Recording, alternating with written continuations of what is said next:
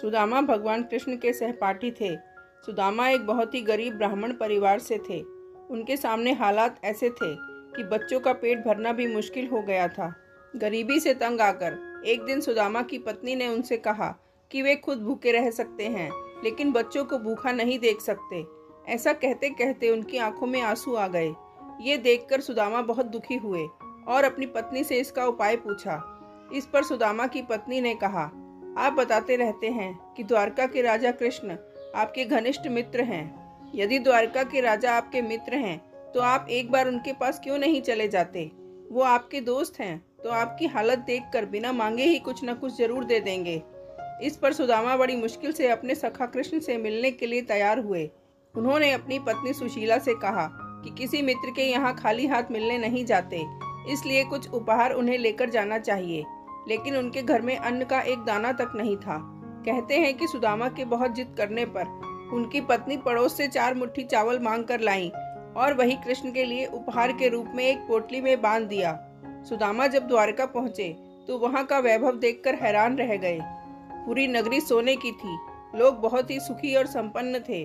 सुदामा किसी तरह लोगों से पूछते हुए कृष्ण के महल तक पहुंचे और द्वार पर खड़े पहरेदारों से कहा कि वो कृष्ण से मिलना चाहते हैं। लेकिन उनकी हालत देखकर द्वारपालों ने पूछा कि क्या काम है। सुदामा ने कहा, कृष्ण मेरे मित्र हैं।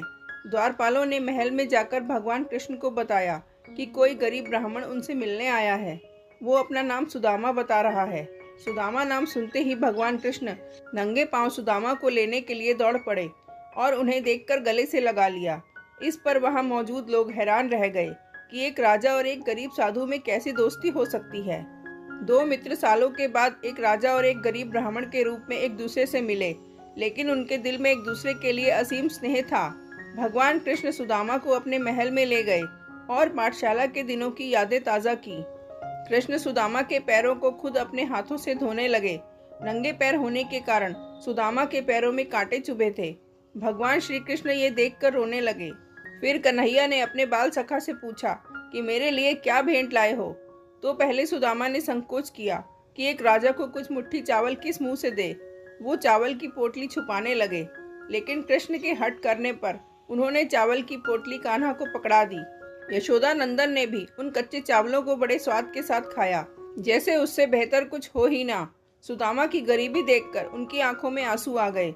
सुदामा कुछ दिन द्वारकापुरी में रहे, लेकिन संकोचवश कुछ मांग नहीं सके।